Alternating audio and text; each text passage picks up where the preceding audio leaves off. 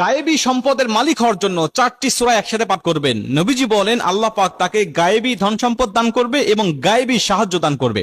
অবাক করা একটা হাদিস, তিরমিজি শরীফের 2895 নম্বর হাদিস। আনাস ইবনে মালিক রাদিয়াল্লাহু তাআলা আনহু হাদিসটা বর্ণনা করেছেন। আমরা ধন সম্পদ বৃদ্ধি করার জন্য কত মানুষের কাছে বিভিন্ন ভাবে বিভিন্ন পন্থায় ধন্না দেই, অথচ নবীজি সাল্লাল্লাহু আলাইহি ওয়াসাল্লাম বলছেন এই 4টি সূরা তুমি একত্রে পাঠ করো, আমার আল্লাহ তোমাকে প্রকাশ্য সম্পদের মালিক বানিয়ে দিবে। হযরত আনাস রাদিয়াল্লাহু তাআলা আনহু বর্ণনা করেন, আন্না রাসূলুল্লাহ সাল্লাল্লাহু আলাইহি ওয়াসাল্লাম ক্বালা লিরাজুলিন মিন আসহাবি, নবীজি সাল্লাল্লাহু আলাইহি ওয়াসাল্লামের কাছে একজন সাহাবী আসলেন। নবীজি তাকে জিজ্ঞাসা করলেন, হাল তাজাওয়াজনা ইয়া ফুলান, হে ফুলান তুমি কি বিবাহ করেছো? তিনি বলছেন, ক্বালা লা ইয়া রাসূলুল্লাহ, আমি বিবাহ করি নাই।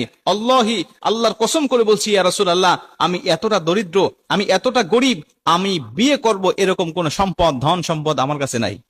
নবীজি সাল্লাল্লাহু আলাইহি ওয়াসাল্লাম বলছেন, তুমি এতটা দরিদ্র যে তোমার কাছে বিবাহের কোনো মাল নেই? তিনি বলছেন, ইয়া রাসূলুল্লাহ, হ্যাঁ আমি এতটাই গরীব, আল্লাহি, আল্লাহর কসম করে বলছি। নবীজি বলছেন, ক্বালা আলাইসা মাআকা কুল হু আল্লাহু আহাদ, হে সাহাবী তুমি কি কুল হু আল্লাহু আহাদ আল্লাহুস সামাদ লাম ইয়ালিদ ওয়া লাম ইউলাদ ওয়া লাম ইয়াকুল লাহু কুফুয়ান আহাদ, এই সূরাটি তুমি পারো না? তিনি বলছেন, ক্বালা বালা ইয়া রাসূলুল্লাহ, এই সূরাটি তো আমি পারি।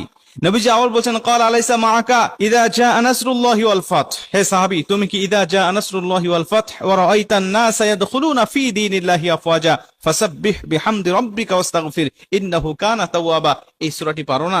তিনি বলছেন, ক্বালা বালা ইয়া রাসূলুল্লাহ, এই সূরাটিও আমি পারি। নবীজি আবারও জিজ্ঞাসা করছেন, ক্বালা আলাইসা মাআকা কুল ইয়া আইয়ুহাল কাফিরুন, হে সাহাবী তুমি কি কুল ইয়া আইয়ুহাল কাফিরুন লা আ'বুদু মা তা'বুদুন, এই সূরা কাফিরুনটা কি তুমি পারো না? তিনি বলেন, ক্বালা বালা ইয়া রাসূলুল্লাহ, হ্যাঁ আমি এই সূরাটিও পারি। নবীজি সাল্লাল্লাহু আলাইহি ওয়াসাল্লাম আবারও জিজ্ঞেস করেন, ক্বালা আলাইসা মাআকা, হে সাহাবী ইযা যুলজিলাতিল আরদু জিলজালাহা, এই সূরাটি কি তুমি পারো না? তিনি বলছেন, ইয়া রাসূলুল্লাহ, এই সূরাটিও তো আমি পারি। নবী সাল্লাল্লাহু আলাইহি ওয়াসাল্লাম বলছেন, তুমি বিয়ে করে নাও, আর এই সূরা 4টি তুমি বেশি বেশি তেলাওয়াত করো, এই সূরা 4টি তুমি বেশি বেশি পাঠ করো, আমার আল্লাহ পাক তোমাকে গায়েবী সাহায্য দান করবে, গায়েবী সম্পদের মালিক বানিয়ে দিবে, তুমি সুখময় শান্তিময় একটি জীবন পাবে, তুমি তোমার স্ত্রীকে নিয়ে সুখময় শান্তিময় জীবন পেয়ে সুখে স্বাচ্ছন্দ্যে তুমি জীবন যাপন করতে পারবে।